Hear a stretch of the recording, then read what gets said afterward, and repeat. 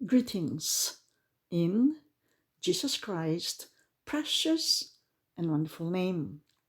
Our Bible study lesson for today is about the end of tribulation period. Nag-end po tayo sa verse 11 ng Revelation chapter 19, kung saan po nakita ni John na bukas ang langit at nakita niya ang kabayong puti na ang nakasakay ay tinatawag na tapat at totoo, faithful and true. Yan po ang Panginoong Hesukristo. At sa katwiran siya humahatol at nakikipagbaka.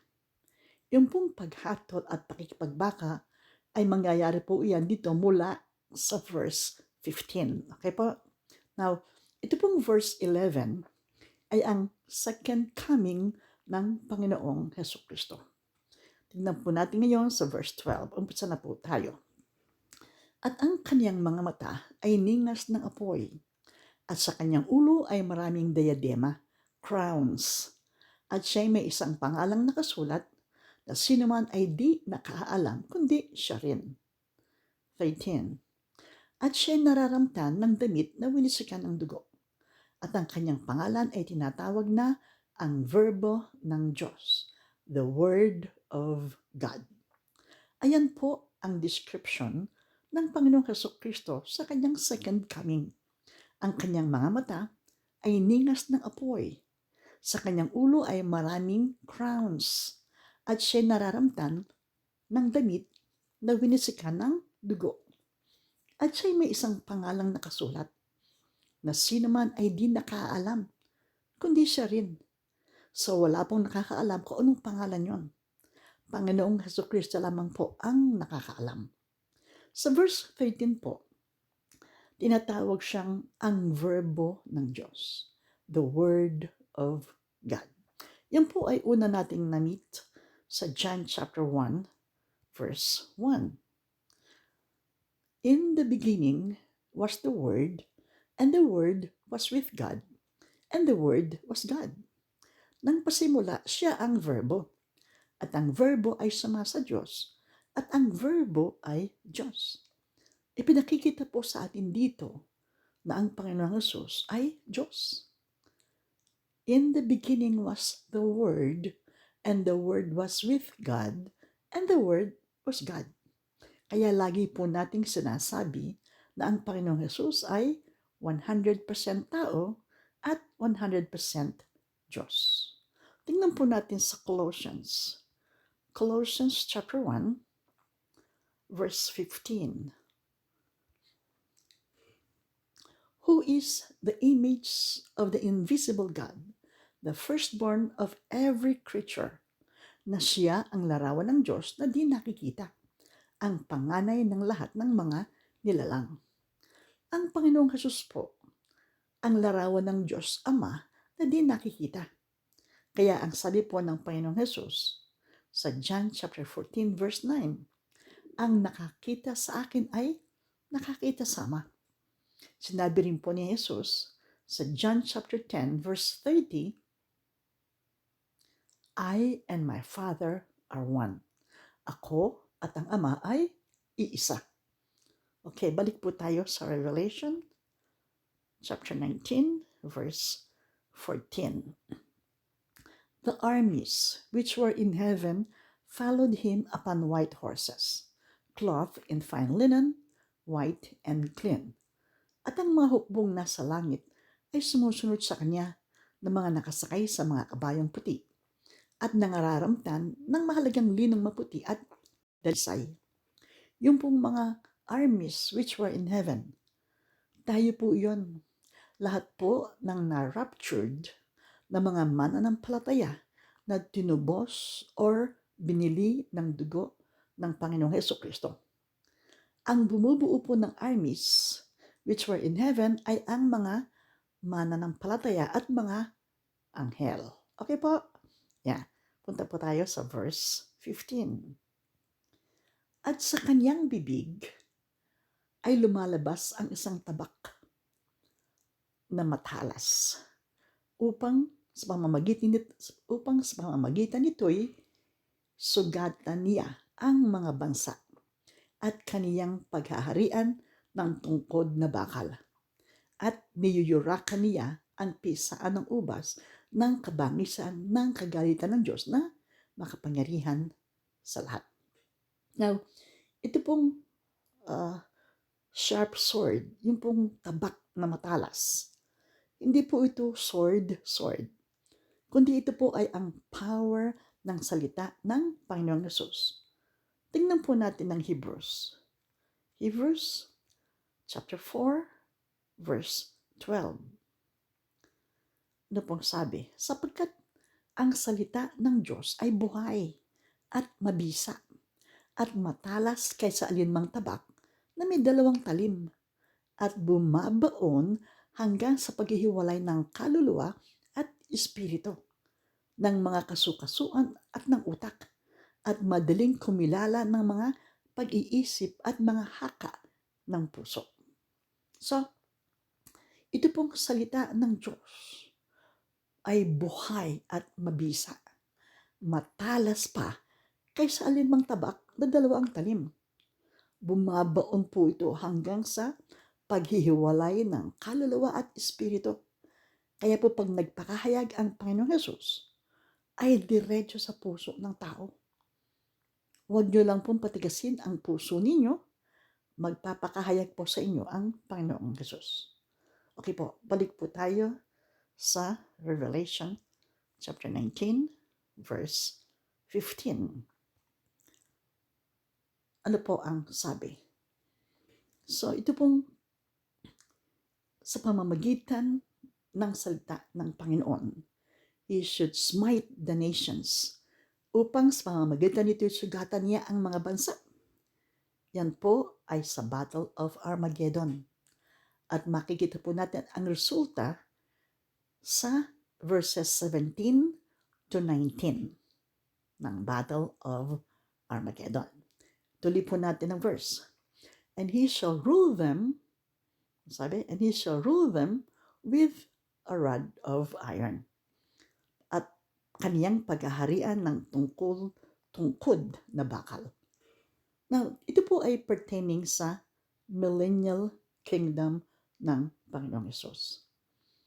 Sa 1,000 years reign ng Panginoong Jesucristo dito po sa earth.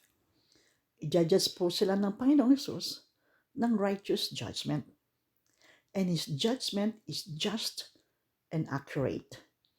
Dahil po ang Panginoong Hesus ay omniscient, meaning the all-knowing God. Yan po ay isa sa kanyang attributes. Isa po yun sa kanyang katangian.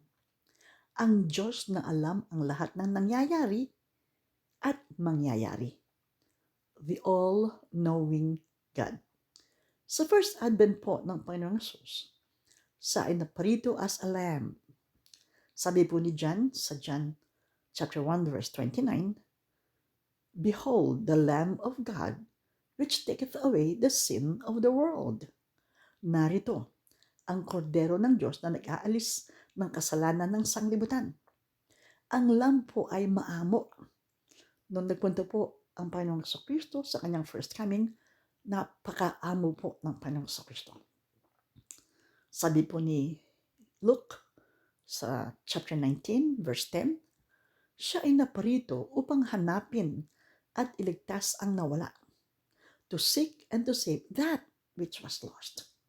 Isa po ako sa natagpuan ng Panginoong Hesus, and I will be forever grateful sa pagpapatawad niya sa aking mga kasalanan at pagliligtas niya sa akin sa tiyak na pagpunta sa impyerno.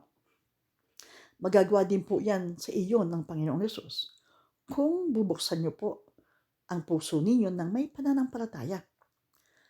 Makasalanan po tayong lahat at kailangan natin ng tagapagligtas. Tagapagligtas saan? Yan po ang tanong. Tagapagligtas saan? Sa kabayaran po ng ating mga kasalanan.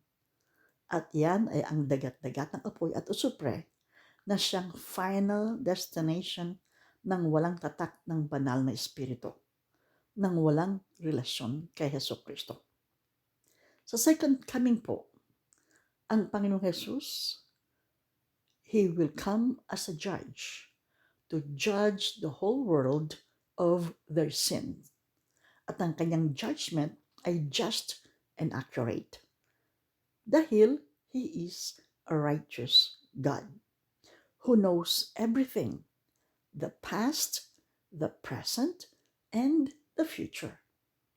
Tingnan po natin ang sinabi ng Panginoong Hesus. Nagsuguin niya ang banal na Espiritu. Yung po ay nasa John chapter 16, verses 8 and 9. At siya, itong banal na Espiritu, pagparito niya, patungkol po ito sa banal na Espiritu, ay kanyang susumbatan ang sanglibutan tungkol sa kasalanan at sa katwiran at sa paghatol. Gusto ko pong pansinin ninyo ang verse 9. Of sin because they believe not on me. Tungkol sa kasalanan sapagkat hindi sila nagsisampalataya sa akin. Kaya po sa second coming ng Panginoong Hesus, He will come as a judge to judge the whole world of their sin. Okay po? Yun. Tingnan, balik po tayo sa Revelation chapter 19 verse 15. Bandang huli po. At niyuyurakan niya ang pisa ng ubas ng kabangisan ng kagalitan ng Diyos na makapangyarihan sa lahat. Ito po ay ang umpisa ng Battle of Armageddon. Okay, pisa ng ubas ng kabangisan ng kagalitan ng Diyos. Ang Panginoong Hesus po, sa kanyang second coming, makikita niyo po ang galit ng Diyos. So po ay, yung kanya pong puot ay kanyang isinabol sa buong mundo sa tribulation period. At pagbabalik niya po, ayan po, yung pong kabangisan ng kagalitan ng Diyos ay pakikita niya sa lahat. Okay po? Kaya po nakakatakot na bumagsak ka sa kamay ng Panginoong Hesus. Okay po? Yun. So, punta na po tayo sa verse 16. At siya'y mayroong isang pangalang nakasulat sa kanyang damit at sa kanyang hita, hari ng mga hari at Panginoon ng mga Panginoon. Meron pong pangalang nakasulat sa kanyang damit at sa kanyang hita. Ipinakikita po sa lahat ang pagka-Diyos ng Panginoong Hesukristo. The King of Kings and Lord of Lords. Hari ng mga hari at Panginoon ng mga Panginoon. Ayan po, ang ating Panginoong Hesukristo sa kanyang pagbabalik. Now, punta po tayo sa verse 17. Sabi ko po sa inyo, mula po sa verse 17 hanggang 19, ito po ang resulta ng Battle of Armageddon. Tingnan po natin. At nakita kong nakatayo ang isang anghel sa araw na siya'y sumisigaw ng malakas na tinig na nagsasabi sa lahat ng mga ibong lumilipad sa gitna ng himpapawid. Halik kayo at mga katipon sa dakilang hapunan ng Diyos. 18. Upang kayo'y makakain ng laman ng mga hari at ng laman ng mga pangulong kapitan at ng laman ng mga taong makapangyarihan at ng laman ng mga kabayo at ng mga nakasakay dito at ng laman ng lahat ng mga taong laya at mga alipin man at maliliit at malalaki. 19. At nakita ko ang hayop at ang mga hari sa lupa at ang kanilang mahukbo na nangagkakatipon upang makipagbaka laban doon sa nakasakay sa kabayo. Laban po sa Panginoong Hesukristo. At laban sa kanyang hukbo. Tayo po yun. Sumusunod po tayo sa Panginoong Hesus. So ito po, pinapakita po sa atin ang resulta ng Battle of Armageddon. Tingnan po natin sa Isaiah chapter 66 verses 15 and 16. Dito po, pinapakita po ni Isaiah ang kanyang nakita. Sapagkat narito, ang Panginoon ay darating na may apoy at ang kanyang mga karo ay magiging parang ipo-ipo upang igawad ang kanyang galit na may kapusukan at ang kanyang saway na may ningas ng apoy. Ayun po, pakikita po yung galit ng Panginoong Kristo. Verse 16. Sapagkat sa pamamagitan ng apoy, pakikipagpunyagi ang Panginoon at sa pamamagitan ng kanyang tabak sa lahat ng mga tao at ang mapapatay ng Panginoon ay magiging marami. Yung pong sa magitan ng kanyang tabak, yung po ay yung salita ng Diyos, yung power ng salita po ng Diyos ay mapapatay ng Panginoon ay marami po mapapatay ng Panginoon. So, hindi po tayo yung mara-rapture at saka yung mga anghel, hindi po tayo yung hukbo na sinasabi na nasa langit, hindi po tayo ang makikipaglaban. Sumusunod lang po tayo sa Panginoong Jesus. Panginoong Jesus po ang makikipaglaban sa pamamagitan ng kanyang salita. Ay maraming magiging patay. Mapapatay po ng Panginoon ay marami. Ito pong araw ng Panginoon Jesus na sinasabi ni Isaiah. Hinulaan din po ito ni Ezekiel. Sa Ezekiel chapter 39 verses 1 to 4. Pero gusto ko pong makita ninyo ay ang only verse 4. Kasi dito po yung mga ibon, no? Nung tinawag po yung mga ibon para kanin ang mga laman ng mga hari at lahat ng kasama sa Battle of Armageddon. Gusto pong makita nyo to. Ano po ang sabi? Ikaw ay mabubuwal sa mga bundok ng Israel. Ito po yung mga kawal. Ikaw at ang lahat mong mga pulutong, lahat po ng armies na kasama sa Battle of Armageddon, at ang mga bayan na kasama mo. So lahat po sa buong mundo, aking ibibigay ka sa mga mangdadagit na ibong sari-sari at sa mga hayop sa parang upang lamunin ka. Yan naman po ang hula ni Ezekiel patungkol sa pakikipaglaban ng Panginoong Jesus sa Battle of Armageddon. Sa Revelation chapter 19 verse 17, inanyayahan ang lahat ng mga ibong lumilipad sa himpapawid para kainin ang laman ng mga hari ng laman ng lahat ng mga taong kasama sa Battle of Armageddon. Dito po sa verse 4 ng Ezekiel chapter 39, hindi lamang po mga ibon, isinama na rin ang mga hayop sa parang upang lamunin sila. Grabe, ano po? Yan po ay mangyayari sa bandang end ng tribulation period. Okay po? Okay, now, punta po tayo sa Revelation chapter 19, verse 20. At sinunggaban ang hayop at kasama niya ang bulaang propeta na gumawa ng mga tanda sa harapan nito na siyang ipinangdaya sa mga nagtanggap ng tanda ng hayop at sa mga sumamba sa larawan nito. Ang dalawang ito ay inihagis na buhay sa dagat-dagatang apoy na nagliliyab sa asupre. Ang hayop, yun po ang Antikristo.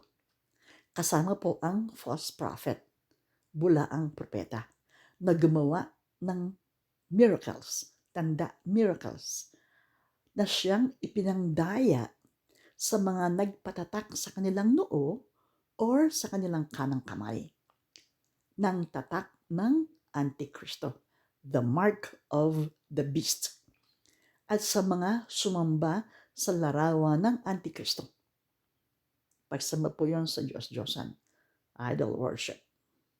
So, ito pong Antikristo at ito pong false prophet ay inihagis na buhay sa dagat-dagatang apoy na nagliliyab sa asupre. Ayun na po ang wakas ng Antikristo at ng false prophet. Sa dagat-dagatang apoy, yun po ang kanilang forever. Yun po ang final destination nila. At yan din po ang magiging final destination ng lahat ng hindi mananampalataya kay Kristo. Lahat ng walang relasyon kay Jesus. Pagkatapos pong tumayo sa white throne judgment ng lahat ng hindi mananampalataya, sila pong lahat ay iahagis sa dagat-dagatang apoy. Ngayon po, ito pong Antikristo at ang false prophet, sila po ang kauna-unahang occupants ng dagat-dagatang apoy at asupre. Okay po? Okay, now, verse 21. At ang mga iba ay pinatay sa tabak na lumalabas sa bibig niyong nakasakay sa kabayo. Yung pong yung pong tabak, yung po ang salita ng Diyos. Ang Panginoong Jesus po ang nakasakay sa kabayo. So sabi, ang iba ay pinatay sa pamamagitan ng salita ng Diyos na lumalabas sa bibig niya, yung nakasakay sa kabayo. Yun po ang Panginoong Jesucristo. At lahat ng mga ibon ay nangabusog ng mga laman nila. Lahat po ng hindi mananampalataya ay nalipol ng lahat. The annihilation ng mga hindi mananampalataya. Lahat po ng walang relasyon kay Jesucristo. At ang lahat ng mga ibon ay nangabusog ng mga laman nila. Ayan na po ang end ng tribulation period. Lahat pong ito ay mangyayari. Ito po ang sasapitin ng mga hindi mananampalataya kay Jesus. Si Jesus lamang po ang makapagliligtas sa inyo sa kaparusahan ng kasalanan at sa impyerno, na ang final destination ay ang dagat-dagatang apoy at asupre. Si Jesus din po ang magliligtas sa inyo para huwag kayong pumasok sa tribulation period. Kung aaminin niyo po na kayo ay makasalanan, hihingi po kayo ng tawad sa Panginoong Hesus sa inyong mga kasalanan at bubuksan niyo po ang puso ninyo at tatanggapin ang Panginoong Hesus na may pananampalataya. Pag ginawa niyo po iyan, ang sabi po ng John chapter 1 verse 12, bibigyan ka ng karapatang maging anak ng Diyos. Diyan ka pa lamang magiging anak ng Diyos. Okay po, hanggang sa muli. I hope and pray that I will see you here, there, or in the air. Goodbye.